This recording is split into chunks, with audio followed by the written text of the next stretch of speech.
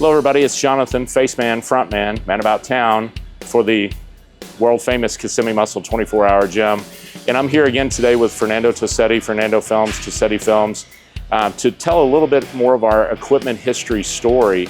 And this piece of the story really involves how Kissimmee Muscle Gym started, how we got to this place that we are, and how we started our relationship with Sumerian new old school bodybuilding equipment. And I've always found that where someone is has an interesting story that leads up to it, and often there are twists and turns in the road that were unanticipated, and it's always an interesting story to get there. We've got a lot of equipment history that we're going to put in this one as well, but a lot of my history to share with you today too. And so I hope you enjoy it. This is a continuation from the bodybuilding equipment history video that we just completed several weeks ago, where we went through what has happened since the 90s, the golden era of bodybuilding machines, up to present day. And as you'll remember, I concluded that video by saying the opportunity in the market is for there to be an old school bodybuilding manufacturer or a new old school bodybuilding manufacturer that can deliver a product at a reasonable price and get it there in a fast order of time, a quick delivery. And that's the opportunity in the market, and we'll see how Sumerian bodybuilding equipment lines up to just that. So hey everybody, I always like to start the story with the beginning. And so this one goes back to when I was 12 years old. And as a chubby kid, I think my dad saw an opportunity to take me with him to the gym and start training with weights. And really it's been since that very early age that I've been hooked, and I've been in the gym ever since. And so we had our matching sweatsuits with the velour and the stripes down the side. And while that part of it was horrible, getting to train on some of this really cool equipment from the 80s, Icarian equipment made by Vince Gironda was really cool. There were some bodybuilders that trained at the little hometown gym there as well. And that's where this all started for me.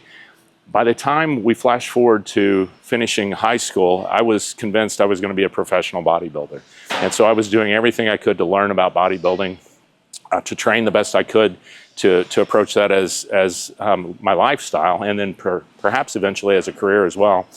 And when I went to college, I ended up with the first couple of years of credits sitting there, not really adding up to much, which a lot of kids end up with in school. And so I was thumbing through the course catalog one day for Missouri State University, and I found there was an individualized major there. And so I had the notion, why don't you write a degree program in bodybuilding and then see if you can get that approved through the system, see if that could be actually your degree program.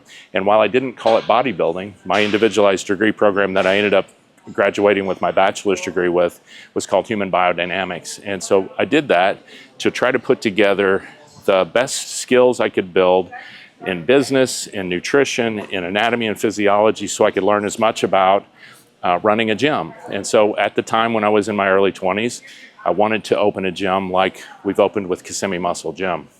Fortunately, I didn't have the resources or the support to do it at the time, because if I had, I'd have been completely lost.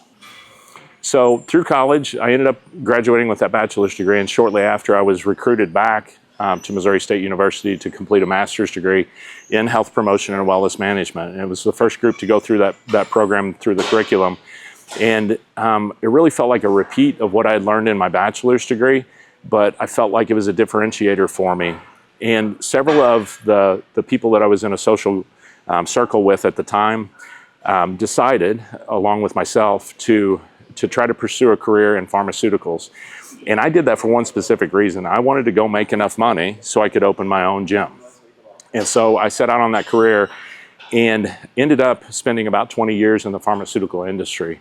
The first 10 years in big pharma, where I built a lot of skills across sales training, marketing, product management, all of those things from big corporate entities.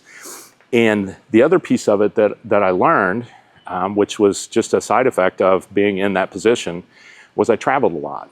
And so I spent, and I tell this story all the time, I probably went to 500 gyms across the country, and I found 10 or so that really motivated and inspired me. And I'd spend a lot of time traveling to get back to those gyms. I'd frequently route myself around those gyms to be able to go train there because the environment was great, because the equipment was great.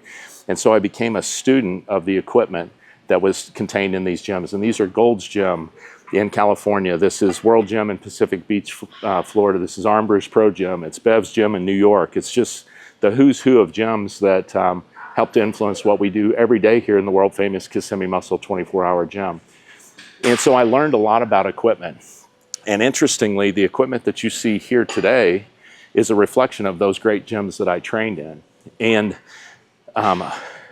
with most of those gyms, they would have one or two pieces of equipment that was rare and differentiated from the others. And so I would take the time to go to those gyms to train on those specific pieces of equipment. What we tried to do here was capture all that and put it in one place. And obviously we're limited by space and by budget in doing that, but we've captured almost every piece that I ever wanted. And so I got a real perspective about the equipment that was available out there. When I was in my 20s and I was going through undergrad and grad school, I sat and looked at the Flex catalogs, looked at the Bodymaster catalogs, and I looked at the Hammer Strength catalogs to see, you know, what kind of equipment would I put in that gym that I was wanting to build one day. And so I mapped that out probably 30 or 40 times.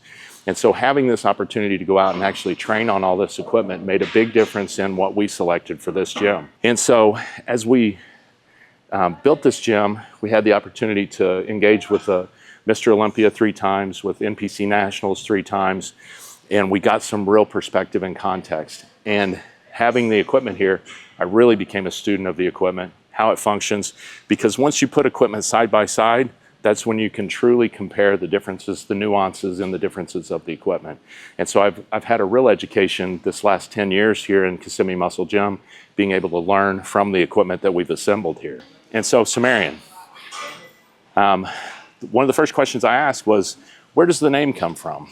And Marcio shared with me, as a kid, he was a voracious reader and he read a lot of comic books from Conan. And Conan the Cimmerian was one of the comic books that he read most. And so this is a derivative of the Conan comics.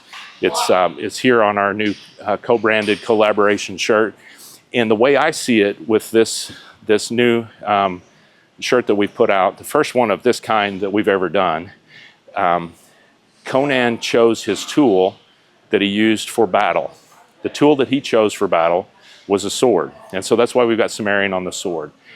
The tools that we choose to go into battle with have to be simply the most durable and most effective equipment that's available to create the best bodybuilding physique possible. And I say bodybuilding, and I consider that a broad category. It's anybody that wants to produce muscle, lose fat, be in shape.